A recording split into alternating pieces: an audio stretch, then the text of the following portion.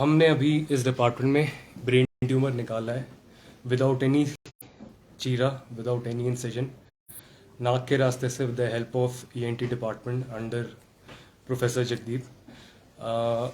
Patient was a male, a young male. Sir, please. Thank you. Brain tumors are very common.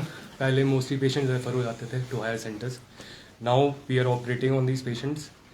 Endoscopy से इसका वैसे तो surgery क्रेनियोटमी पूरा सिर खोलना पड़ता है, सूचर लगते हैं, पूरा क्रेनियोटमी फॉर्मल करके पूरे दिमाग को अलग करके अंदर जाके ट्यूमर निकालना पड़ता है. इसका करने का एक दूसरा तरीका है कि हम नाक के रास्ते से जाएं, स्कल बेस में जाएं और पूरी एंडोस्कोपी से without a single incision, without any blood loss पूरे ब्रेन ट्यूमर को हम निकाल दें. ये ट्यूमर बहुत ही कॉमन है. Pituitary tumour is one of the most common brain tumours and हमारे बहुत सारे पेशेंट्स हैं हिमाचल में. Patients usually come with complaints of vision loss और they come with symptoms of mass effect, जैसे सिर दर्द होता है या कई बार अगर आईसीपी इंटरक्रेनियल प्रेशर बहुत ज़्यादा बढ़ जाए तो पेशेंट कोमा में भी जा सकता है, बेहोश भी हो सकता है. ये हमारा पेशेंट सिर्फ हेडेक के साथ आया था और जब हमने इनका वर्कअप कराया, इनके कुछ हार्मोन्स, क्योंकि pituitary controls all the hormones of the body, इनके काफ़ी हार्मोन्स इनके डेफिसिट थे. Digvijay will tell further about the. जो हमारा ये पेशेंट था, ये 64 वर्षीय मंडी ज़िले से वर्ता था. पेशेंट को जब आया था हमारे पास तो उसको हेडेक था और देखने में थोड़ी सी प्रॉब्लम था. तो हमने उसका स्कैन्स करवाए तो स्कैन्स में हमें पता लगा कि उसको पिट्यूटरी ट्यूमर है. फिर उसके हमने और फर्दर वर्कअप में, जो हमारे जैसे सर ने बताया, पिट्यूटरी जो हमारे सारे हार्मोन्स कंट्रोल करता है, तो हमने उसके हार्मोन्स भी दिखाए. तो 2 हार्मोन्स उसके डेफिशिएंट थे, कॉर्टिसोल और थायराइड का हार्मोन वो था. तो उसका रिप्लेसमेंट शुरू किया. फिर हमने सर्जरी को प्लान किया और हमने उसे एंडोस्कोपी के द्वारा 19 तारीख को ऑपरेट किया. सर बताएंगे बाकी ऑपरेशन के बारे में. देखिए, मेनली काम तो न्यूरो सर्जरी का था. ईएनटी का सिर्फ ये था कि हमने इनको एक एंडोस्कोपिक अप्रोच, क्योंकि ट्यूमर जो अब नाक के पिछले हिस्से में स्कल बेस, जिसको स्फिनॉइड, एक साइनस होता है जैसे हमारे, तो साइनस के ऊपर रहता है, तो उस तक पहुंचाने का काम ईएनटी का था. बाकी उसके बाद जैसे इनको वहाँ तक एंडोस्कोप के साथ दिखाया गया, उसके बाद सारा काम इन्हीं का शुरू होता है और इन्होंने खूब ही अच्छा काम किया. पेशेंट 19th को ऑपरेट हुआ है. आज पोस्ट ऑप डे 7 है. Patient is getting discharged and patient is completely fine. बाकी ब्रेकियल प्लेक्सस के बारे में डॉक्टर तुषार विल स्टार्ट.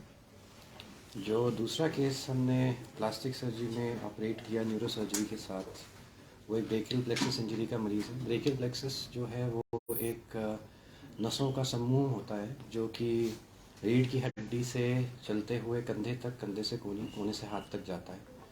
और हाथ के चलने की शक्ति और स्पर्श संवेदना दोनों ही ब्रेकियल प्लेक्सस से होता है. जो हमारा मरीज़ था वो एक 21 वर्षीय युवक है जिसका कि आज से 6 माह पहले एक्सीडेंट हुआ था, कार दुर्घटना हुई थी जिसमें कि ऊपरी बांह की हड्डी टूट गई.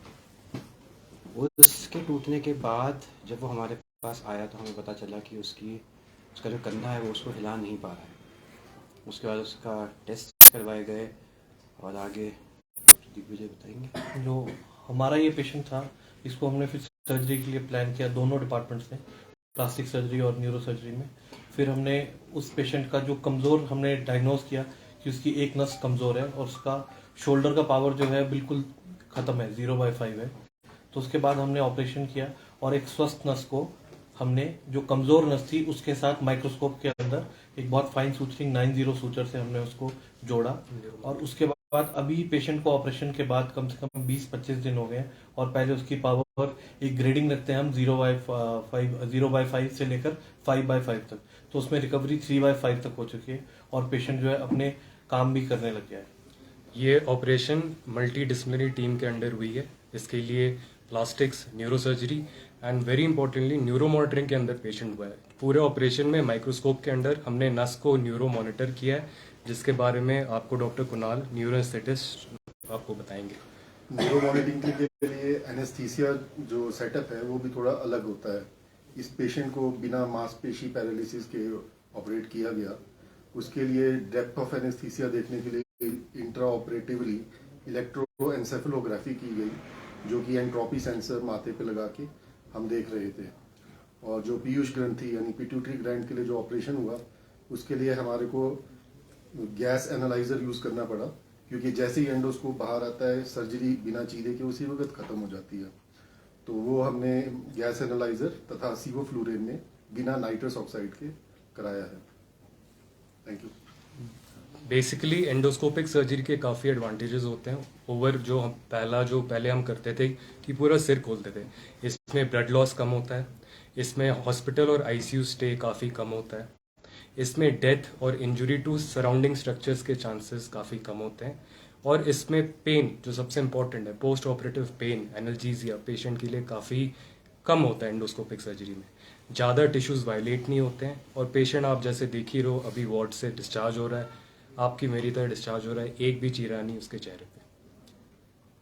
This is the stitchless endoscopic brain tumour surgery. Doctor साहब, अगर बात करें हिमाचल प्रदेश में इससे पहले कोई ऑपरेशन ऐसा हुआ है या पहला ही ऐसा ऑपरेशन?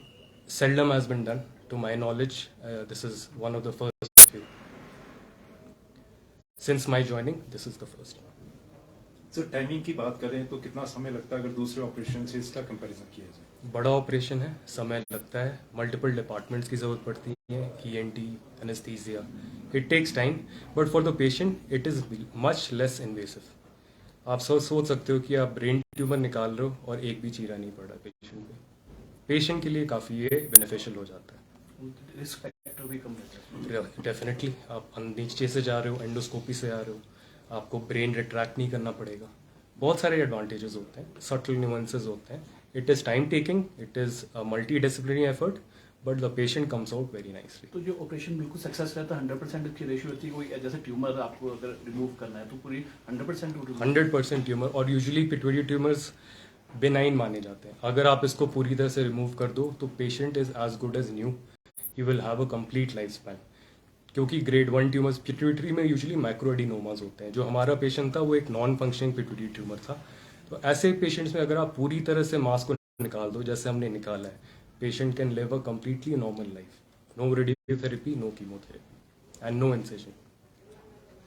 तो सर कितने मामले हैं जो ब्रेन ट्यूमर के आते हैं जिनसे में? काफ़ी कॉमन है, और उन ट्यूमर्स में भी pituitary tumour is one of the most common benign tumours of the brain. It is one of the most common tumours. क्या युवाओं में या इसका कोई एज ग्रुप है? इसकी एज ग्रुप है, डिपेंड करता है फंक्शनिंग। अगर फंक्शनल ट्यूमर्स हैं तो वो यंगर पेशेंट्स में और वो जल्दी डिटेक्ट होते हैं।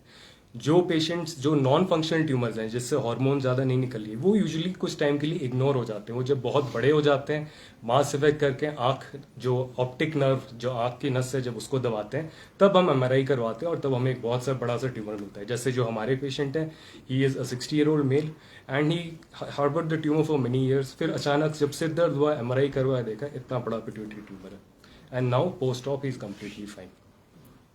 खर्चे की बात करें सर, नॉर्मल ऑपरेशन में और इसमें कितना फर्क रहता है sir? It is almost the same, and these patients are covered under HEM care, so they have to pay nothing, free.